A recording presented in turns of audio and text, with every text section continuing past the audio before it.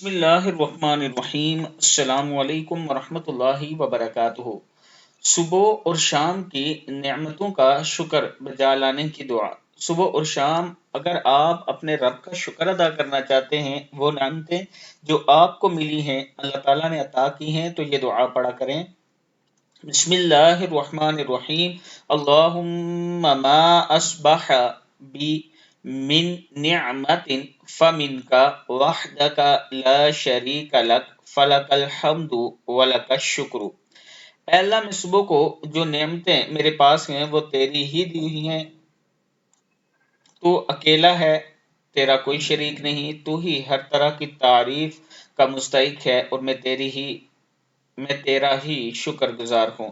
شام کی دعا، اللہم ما امسا بی من نعمت فمنک وحدک لا شریک لک فلک الحمد ولک الشکر۔ اے اللہ، شام کو جو نعمتیں میرے پاس ہیں وہ تیری ہی دی ہوئی ہیں، تو اکیلا ہے، تیرا کوئی شریک نہیں، تو ہی ہر طرح کی تعریف کا مستحق ہے، اور میں تیرا ہی شکر گزار ہوں۔ جس شخص نے صبح کے وقت ان کلمات کو پڑھ لیا، اس نے دن کی نعمتوں کا شکر ادا کر دیا، اور جس شخص نے شام کے وقت ان کلمات کو پڑھ لیا تو اس نے رات کی نعمتوں کا شکر ادا کر دیا۔